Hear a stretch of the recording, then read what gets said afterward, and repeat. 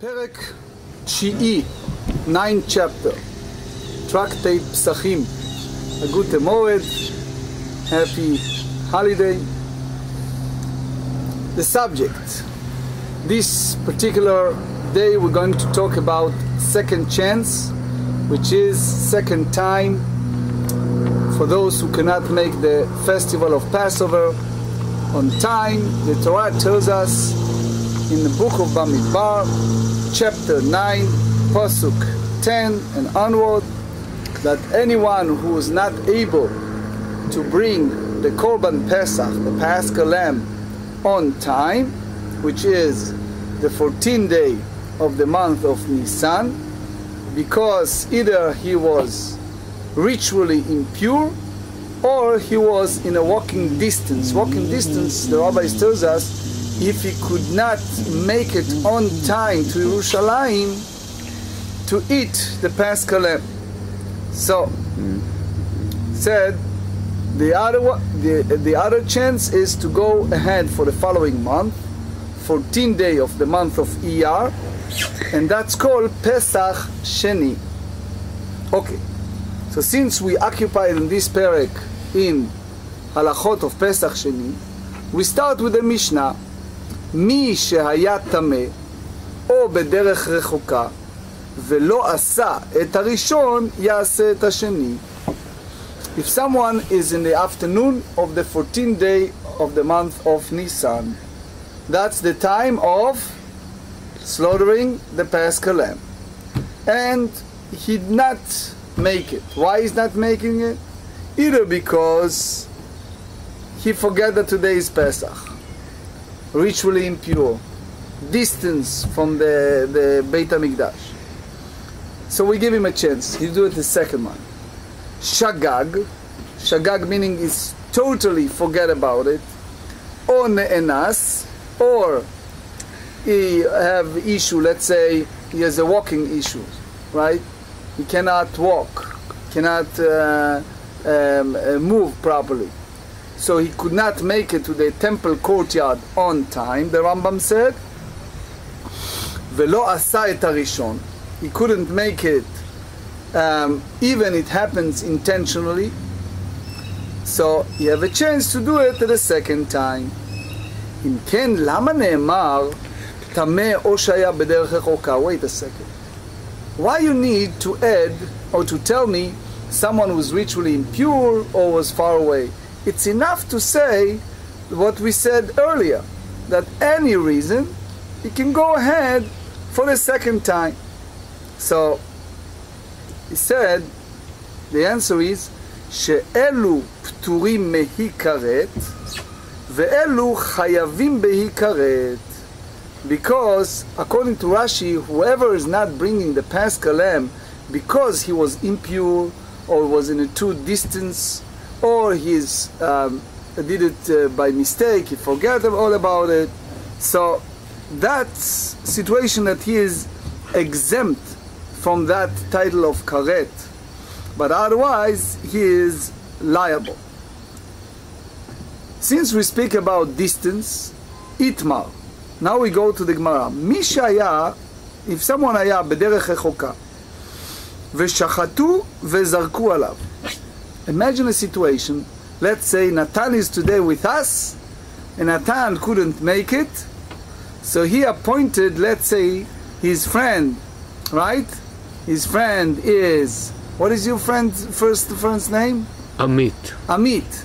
So he appointed Amit to do what? On his behalf, to go and do all the Paschal offering. So Amit went ahead, and he was together with a group, and they did the slaughtering of Paschal Lamb, sprinkle, etc., on the altar. Now, the goal was that Natan planning to go there, Rashi said, in the evening time and eat it. But since it wasn't clear, wasn't sure, so he appointed Amit. Is that okay or not? So Rav Nachman Amar Hutza.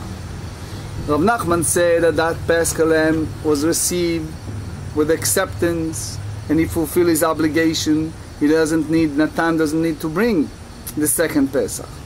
ורב ששת אמר לא הוצא. It's not good, you cannot do that, you cannot appoint other people to do it, etc. And it's not good. Now we explain it. רב נחמן אמר הוצא מייחסו דחס רחמנה עליו. So the Torah have in a way compassion on him. Ve'i avid, if he was successful to partake of the first Pesach by sending a meat to do it on his behalf, to slaughter the Paschal lamb on his behalf and sprinkle the blood for him, tavo alav bracha, may blessing come upon him, and therefore he is not out of business of the first Pesach. Rav Sheshet amar lo utza, it's not accepted. Why? Midcha dachye rachmana ketameh. The Torah makes him an equivalent to someone who's ritually impure. So it means the same way as a person who's ritually impure, if he sent other people to slaughter his Paschal lamb for him, is nothing because he's ritually impure and he needs to go to the second chance.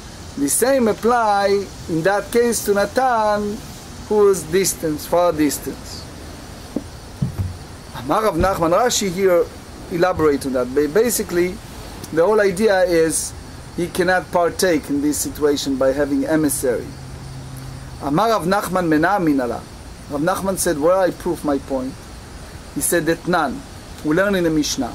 Misha היה טמא, if someone was ritually impure, או בדרך רחוקה, or is a far distance, ולא עשה ראשון, he couldn't make the first Paschal lamb, יעשה את השני, he needs to go ahead and do the second Pesach. So what did we learn from the Mishnah? Since we use the word ולא עשה, which means מכלל דאיבאי עבד, which means if Natan wanted, he can bring the Paschal, the first one, and fulfill his obligation. So it means he was in a potential to do the first one. In a sense that you cannot put it under the category that somebody else, that Amit, did it for him. Rav Sheshet amar lach. Rav Sheshet responded to that and he said, wait a second. If you talk about specific event, let's go to the last clause of the Mishnah. Seifa. Dektane. Shagag, if it was unwittingly. Onenas, if it was a situation that he couldn't make it. Velo asa et harishon. Yaseh et hasheni. The Torah tells us in Parashat Balotcha, if he couldn't make it the first one, he can go for the second one. Demi dekatane velo asa, because the Mishnah used the term he didn't do it, what we understand, michlal de'ibaei avad, which means if he wanted, he can bring the first Pesach. And that you cannot say it. Why? Harei shagag ve'harei ne'enas, which means, for example, if he forget what's all about. So it's not that he didn't want to do it. For some reason it didn't happen. Ela, what did the Mishnah want to say? The Mishnah want to allude it, to imply indirectly for circumstance that not mentioned clearly in the Mishnah, which is mezid katane bahadaihu, which means even something that even was unintentional. Hachaname. So also let's go and talk about the first part of the Mishnah. We have to say that the Mishnah imply indirectly to what? Onen ketane ba'adayu, that in addition to someone who's ritually impure or is far away, the Mishnah also discuss a situation that someone was not able to do the Paschal lamb because he was in a state of aninut, which means that he was between the time of passing to the time of burial, which is a state of onen, and therefore we in one hand call him mezid. Why? Because Tosfot tells us in the Bura Matchil Hacha that it was not because he forget or he has other urgent situation, but because he was so sorry, so he basically was lazy to do it. So, especially since the Tosfot said they use the language velo asa et harishon. What does it mean velo asa? Which means if you want, im haya rotze, if he wanted, haya oseh, he would do it. So that's the story. He was lazy. Amar Rav Ashi, another proof. Matnitin dame daika. We can learn that also from the Mishnah, that imply indirectly to someone who did it intentionally and not make the Pesach, and someone who did it because of aninut, dektane. We learn at the end of the Mishnah. Eilu pturim mehikaret. These are the list of people that exempt from the hikaret. Ve'eilu chayavim beikaret. What did the Mishnah mean? Ahaya. Ileima ashogeg venenas. If you tell me that it's applied to a person that didn't do the Pesach because it was a circumstance, he couldn't make it, that cannot be. Why? Shogeg venenas bnei charet ninhu. The reason that they are not making the Pesach, it's not because of unwittingly or because they are in a situation that they forget all about it.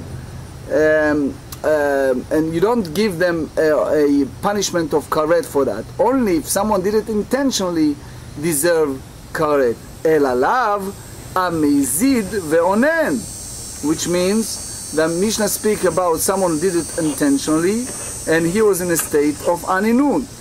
So here the rabbis tells us that that goes specifically to onen that lost his loved one after chatzot, after midday, which means this is the time to bring the paschal lamb, and Tosfot said that he is liable of karet because he bitel mitzvah, he did not fulfill the mitzvah.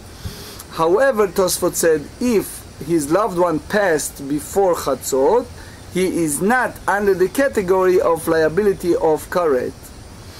Rav Nachman amar lach, and Rav Nachman tells us from the lo asa, the first one, that apply leolam amezid lechudei, which means that someone who's, we put it in a separate category, that he did it as an intentional. So according to Rav Nachman, is not necessarily someone who's in a category of onen that lost the loved one, because the onen is not even implying the Mishnah according to him. So he said, "Ubedinu deibayle lemitna chayav." So the Mishnah need to use the language of liable in individually instead of plural chayavim. V'hai dektane chayavim. The reason that we use a plural, the aide dektana reisha pturim tana seifa chayavim. Since we use the term of someone who's ritually impure, or is far away, or is an unwitted, or is a honest, so use all this example. So we use the other one chayavim, which means that if someone else, if Amit did it for Natan, okay. So what we understand, according to that view, he can be accepted, according to that view of Rav Nachman. Amar Rav Sheshet Mena Aminala. That's basically based on Rashi. Rashi here of Nachman explained it that way. Amar Rav Sheshet Mena Aminala. How did I learn that? The Tanya, we learn in a Braita. Rabbi Akiva Omer. Rabbi Akiva said, Ne'emar Tameh v'ne'emar b'derech rechoka. The Torah used the term ritually impure in regards to the first Pesach, that he have a chance to bring the second one. And also said if someone is in a far distance, he can go and bring Pesach, which means in both cases, in the book of Number, Bamidbar, chapter 9, they use that term in both. What we learn?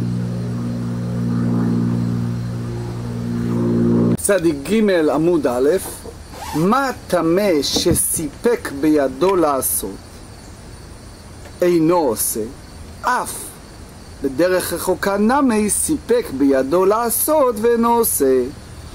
Meaning, and that's based on Rashi, also Tosfot, the same way as someone who's ritually impure, if we allow him to do it, you remember we said that in a Korban Pesach, in some circumstance there are situations that me'im participate and registered on a Pesach.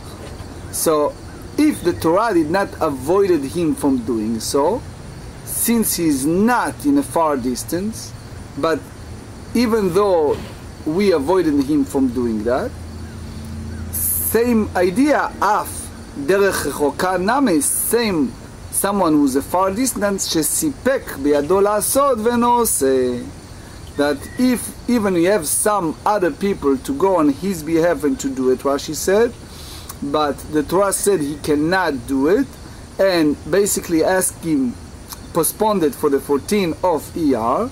So it means that if someone has a shaliach, an agent, an emissary for him, it is not working in that term, which means we juxtapose the ritually impure to someone who's a far distance. And Rav Nachman responded, and he said, Rav Nachman amar lach, which means he said, Rabbi Akiva leta'amei, Rabbi Akiva, which according to Pnei Yoshua, it's not clear how we get to the point of Rabbi Akiva, but anyway, the Kasavar, en shochatim, you not slaughter the Paschal lamb, ve'zokin, and sprinkle his blood on the altar, al tmei sheret, for someone who are connected to a creeping animal, even he has a chance to purify it until nighttime and be able to eat the Paschal lamb in the evening, because he holds that the Torah took the term of ritually impure from the Paschal lamb. The anas virali keman de amar, and I hold according to that Tana, shochatim vezorkim al tmei sheretz. You allow, when it's come to Paschal lamb, to slaughter and sprinkle the blood on the altar for those who contact to a creeping animal, because he has a chance to purify it until nighttime. So basically what we're talking here about someone who has a chance to do it and he didn't do it. So, but the way that Pnei Yoshua put it together, and also the Sfat Emet hold that we are talking about those individual, those circumstances that people have a chance to do it. But here we go to another Braita, and basically we prove the point of Rav Nachman from this Braita. Tanu Rabbanan, the sages teach us, Elu shosin hasheni, these are the list of people that have a second chance to have a Paschal offering on the 14th day of month of Iyar. Hazavin, people who have a discharge, vehazavot, and the female that have a discharge, hametzoraim, that the leper, that the Torah said that if you have any change in the skin, it's called negatzarat, vehametzoraot, the female, venidot uboalenidot, someone who have relation with women in her menstruation, or the women have menstruation themselves, vehayoldot, women that deliver, she have a state of impurity for 7 days for a male baby, 14 days for the female baby, and then she have a 33 days for purity for male baby, and 66 days for the female baby. That period of time she was forbidden, the Torah forbade her to eat a consecrated meat, and then she need to bring a special offering. And the 41st day after delivering a baby boy, or 81 days after delivering a female baby, all those ritual impurity extended more than 1 day, Rashi said, and it's based on the book of Leviticus, chapter 12. So he said, Hashogegin, those who by mistake, ve'anusim, unwittingly, ve'amezidim, that for some reason they avoided themselves from doing the first Pesach, ve'hatameh, Rashi said, someone who contact to a corpse, ve'shaya b'derech rechoka, if someone who was a far distance, im ken, lama ne'emar tameh, if all of these lists postponed for the second Pesach, why you need to speak about someone who is ritually impure by contact the corpse, or postponed for the second Pesach? So the Gemarrah stopped and said, Lama ne'emar? Why you said that it's postponed for the second one? If there's someone who ritually impure by contacting the corpse, he wanted to do the first Pesach by having an agent that slaughtered the offering for him, we are not allow him to do it. The Torah wants to tell us that he needs to go for the second one. Tosfot, Dibur HaMatchil De'ibai, elaborate on that.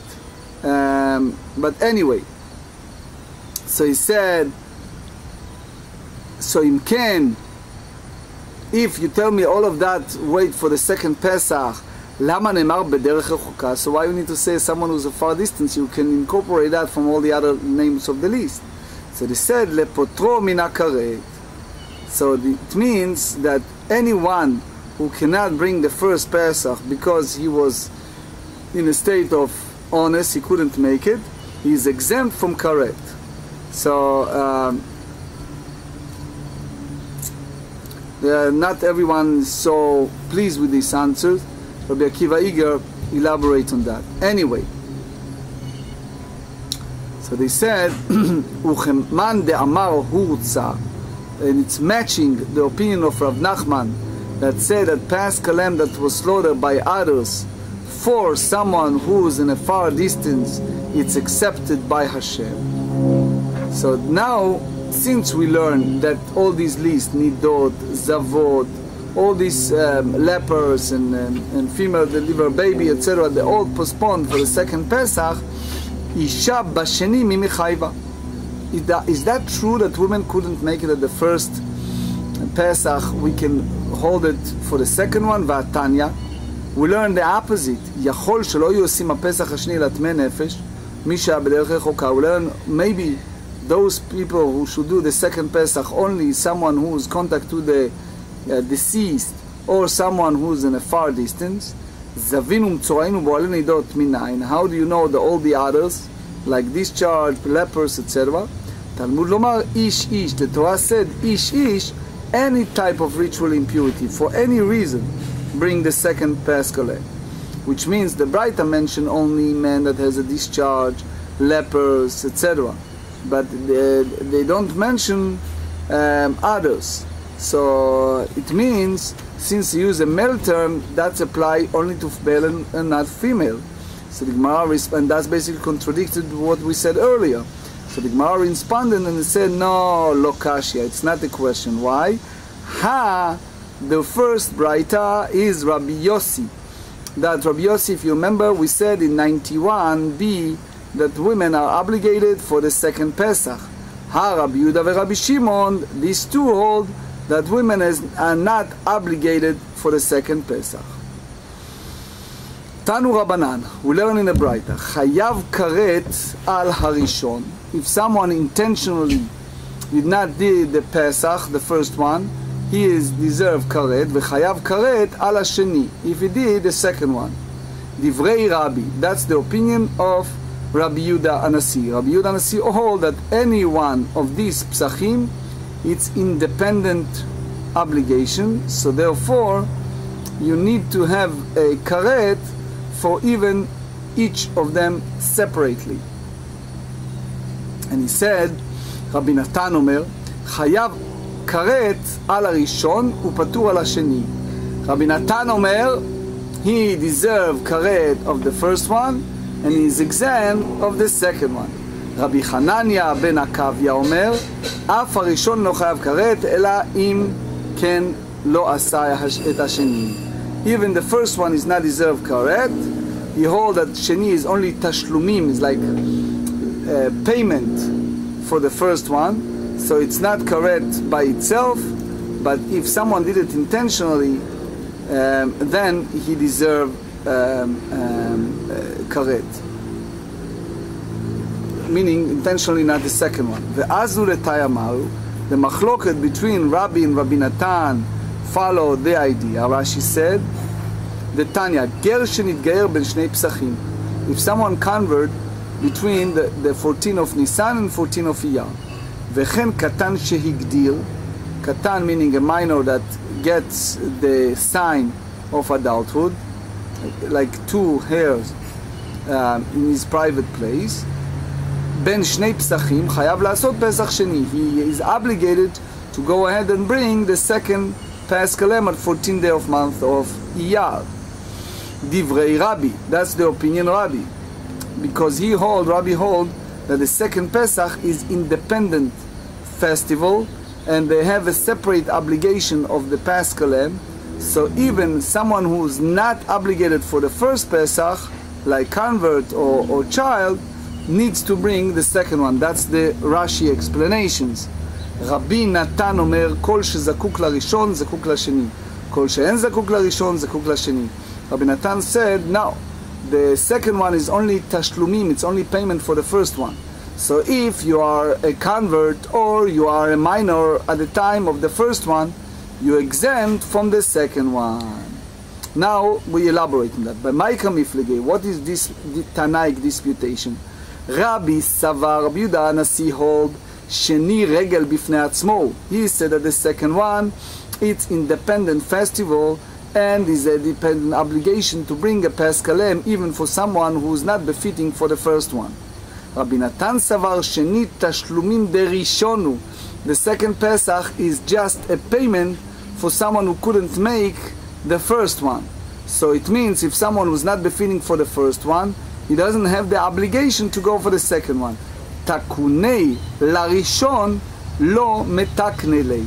Making the second Pesach did not fix the idea that he was not involved with the first one intentionally to exempt him from karet.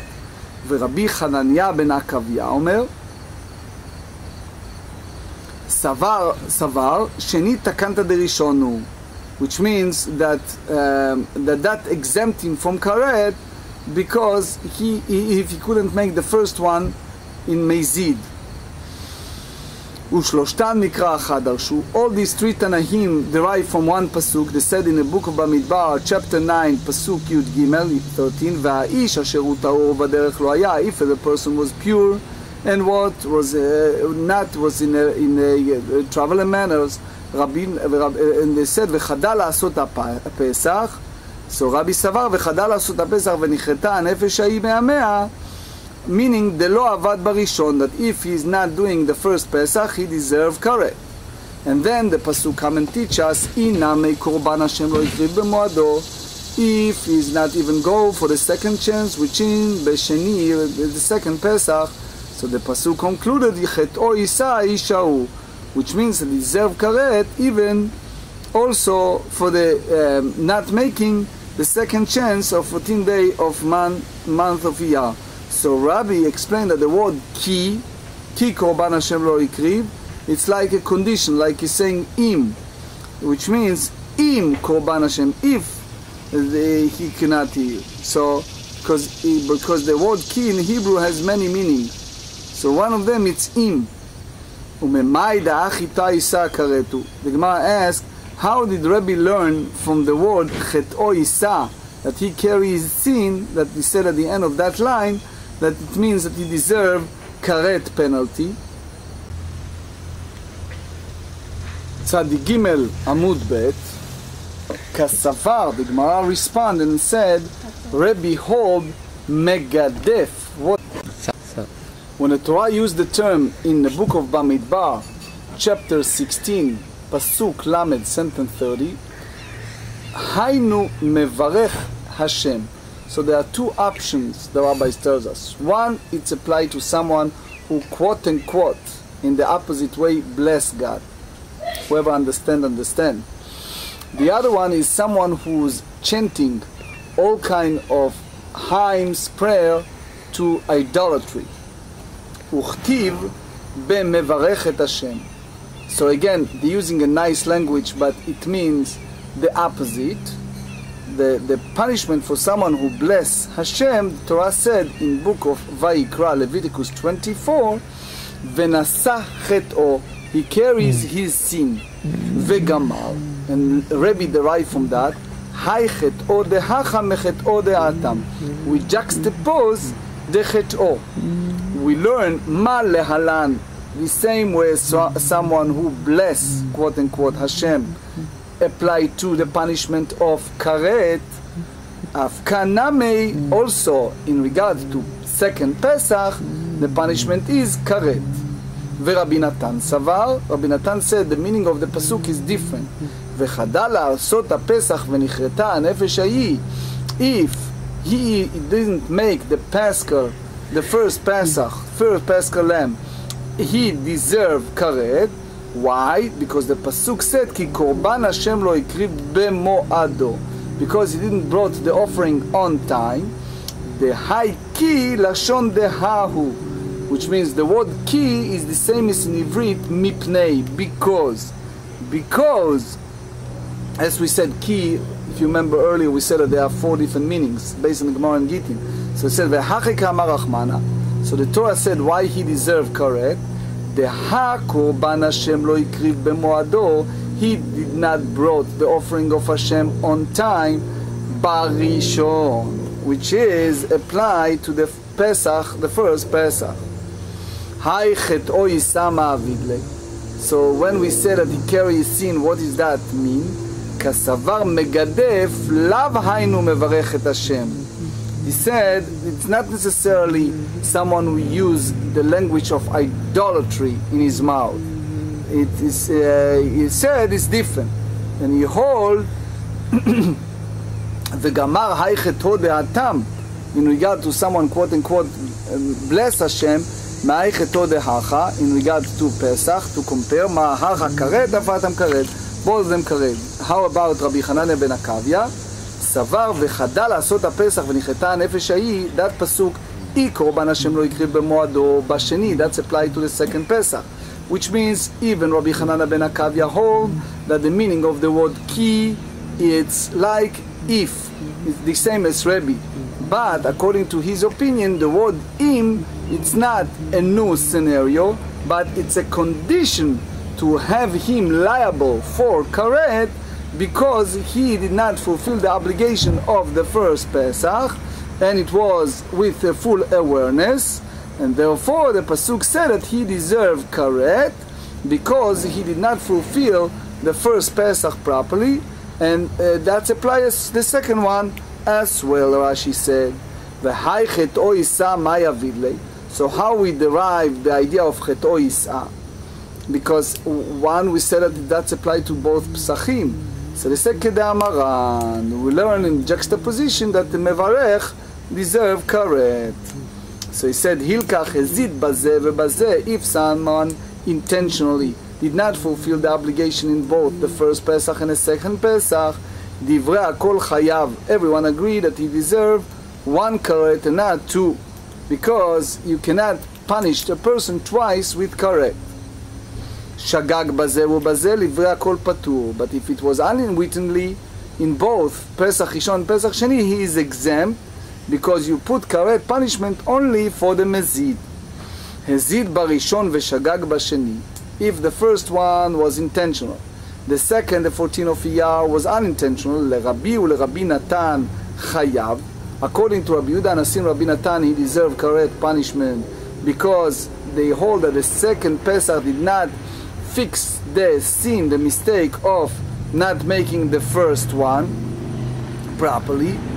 So therefore, the sin and the punishment of karet appeal if he didn't do it even at the first Pesach. Rabbi Hanania ben Akavya patur. According to Rabbi Hanania ben Akavya, he is exempt from karet because he holds that the second Pesach does the tikkun, the fixing, the repairing of the mistake of the sin of not making the first Pesach. So therefore the end of the process of that sin have a chance for the second one. Shagag barishon ve'ezid basheni. If it was a mistake in the first chance, the first Pesach, and intentionally the second, leRabbi chayav, according to Rabbi Yehuda Nasi, is a separate karet, and therefore he deserves it, karet. Rabbi Natan and Rabbi Hanania ben Akavya patur, because they both said that the punishment of karet not apply for not making the first Pesach. So since he didn't do the first one mezid intentionally, therefore even the second one was made mezid. Rashi said it's not the karet punishment is not applied. Now, the next Mishnah deal with the idea of derech rechoka. what exactly we meant by using the term derech rechoka. Ezoi derech rechoka. What is the far away from Beit HaMikdash that exempt a person from bringing the first Pesach and postponing it for the second one? So they said Mina Modi'in. We have in our days the city of Modi'in. It's not clear if that's the Muda'it or Modi'in, is Rabbeinu Hananel, is Yerushalmi. Anyway, velachutz, and outside. Uchemidata lechol ruach, in that measurement to from Yerushalayim to Modi'in in each direction. So the Torah exempt him from bringing the first Pesach if someone was in that distance. Divrei Rabbi Akiva, Rabbi Eliezer Omer, me'iskupat ha'azara velachutz, even from outside of the temple courtyard and outside, that's considering a far away, and it's the same as someone who's a far distance and is exempt from karet, Rashi said. Rambam in Perush HaMishnayot have a different avenue than Rashi. So anyway, Amar Lei, so Rabbi Yossi said to Rabbi Akiva, but the Yerushalmi did not hold that way, but Amar Lei, Rabbi Yossi, lefichach nakud, that's the reason why you see the dot on the letter Hey in the word rechoka. You see it in dot. So there's certain word in the Torah that you see dot on the top of the letter. So the Avot Rabbi Natan on Masechet Sofrim, there's a list of all those letters in the Torah that have a special dot, and that has a meaning. Lomar, imagine, my dear friends, that just dot on the letter in Torah carries meaning. Lo mipnei sherachok vadai. It's not because the person physically are far away from Yerushalayim, he is exempt from bringing the Paschal Lamb. Ela me'iskupat ha'azara velachutz. He's only outside of the temple courtyard, he's already exempt from bringing it. So one explanation said that applies like the letter erase. So that's the Yerushalmi way. Others said that rechoka is the like language of a female. So it means that you should call rachok, which means that someone who's in distance in Beit HaMikdash, even in a small distance. Anyway, so he is exempt from bringing it. Amar Ula. So Ula tells us, Min HaModi'im v'Yerushalayim 15 milin havya. He said that from Modi'im to Yerushalayim, it's the size of 15 miles. You may say miles, it's 2,000 cubits. It's a disputation between Reb Chaim Naeh and Chazon Ish. According to Reb Chaim Naeh, it's a 960 meter, and the Chazon Ish is 1,152. There's a book by Reb Chaim Benish that bring all the measurement between the Chazon Ish and Reb Chaim Naeh. Savarla kiha ula hold the same as this statement. What's the average person go in average day, which means an average day that have 12 hours between the time of the month of Nisan and Tishrei, that it's basically about day and night equal. So he said asara parsaot, which is the 40 meal. So parsa is basically 4 meals. So if we reduce from that me'alot hashachar ve'ad hanetzach hama, from the dawn until the sunset, which is this time that you see the sun going around, 5 milin, that it's a 5 milin, mishkiat hachama v'atzet ha'kochavim. So you stop walking because it's dark during the night, 5 milin, pasheluhu tlatin, you come out of 30, meaning he walk 15 milin mitzafra lefalga diyoma, in the morning from the sunrise until middle of the day, ו15 מפלגה דיומא לאורתא, and another 15 until the night time. That's the average. That's according to Ula, that's דרך רחוקה. Ula לטעמי, דאמר Ula, איזה הוא דרך רחוקה, that someone is exempt from bringing the Paschal Lamb because it's far distance. כל שאין יכול להיכנס בשעת שחיטה, for some reason he cannot enter the temple courtyard at the time of slaughtering the Paschal Lamb, meaning that he's so far distance. The Rambam in Ilchot Korban Pesach chapter 5 have a long mahalach over that, but I'm going by the Rashi, the simple way, that he is so far distance that if he walk out on his journey at the middle of the day, the earliest time that he attend the Paschal Lamb, he could not reach the Beit HaMikdash at the time of the sunset, which is at the end of the time of slaughtering the Paschal Lamb, and that's the time of 15 milin, according to the way Rabbi Yochanan explains, which means that's the idea of the time of slaughtering the Paschal Lamb. It's the middle of the day. We derived it from the Torah, because the Torah said ben arbaim, in the afternoon, which means that between day and night, the day begin in Chatzot, ki natutz lalei arev, the book of Jeremiah said in chapter 6, that's the sun go to the heights of the heaven, until Chatzot, that they little by little go to ben arbaim, to the afternoon and the evening time, which means it's about half an hour after the Chatzot, which is again Sha'ot Zmaniyot, and that's based on Rashi in Yoma, page 28. So he said, we basically derived the whole idea of the time of slaughtering the Paschal Lamb, that it's up to the sunset, from the idea of the blood of those consecrated animals, that it became invalid from the time of the sunset, as the Gemarrah said in Zvachim 56. So he said,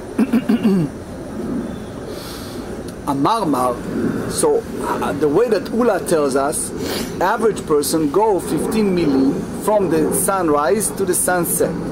So Rabbi Yochanan said, average person מעלות השחר עד הנצח חמשת מינים מנהלן דכתיב, the Torah tells us in Bereshit chapter 19, וכמו השחר עליו היעיצו המלאכים. Remember the story of Lot and the emissary, etc.? So the angels push him, which means they push Lot to go out of his home in Sodom at the sunrise. וכתיב השמש יצא על הארץ ולוט בא צוערה.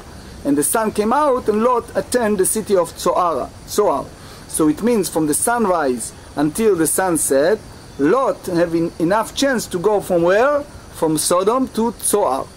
ואמר רבי חנינא לדידי חז אליהו אתרא, I saw that place, והביא 5 milin, he attests to the fact that it's a 5 milin, which means according to Ula, the whole point of דרך רחוקה, far distance, is the place that someone leave his journey at the middle of the day, cannot reach Yerushalayim until the time of slaughtering the Paschal Lamb already passed. Now we go to the Amoraic disputation in that matter. Gufa Amar Ula, Ezu derech rechoka, what is example of far distance journey? Call, if someone is the middle of the day, far away from Yerushalayim, she'en yachol להיכנס בשעת השחיטה, he cannot enter before the sunset. ורב יהודה אמר, כל שאינו יכול להיכנס בשעת אכילה, that it's so late, he cannot enter even the time that it's very late. So unlike Ula that have a definition of distance, that if he go to his journey at the middle of the day in order to reach the time of slaughtering the Paschal Lamb, Rabbi Yehuda have a definition that it's the time that avoided him from reaching the time of eating the Paschal Lamb. So basically the time of eating Paschal Lamb is a disputation between Rabbi Akiva and Rabbi Lazar ben Azariah. It's a famous, according to Rabbi Akiva, you're allowed to eat the Paschal Lamb, biblically speaking, from the beginning of the night until the dawn.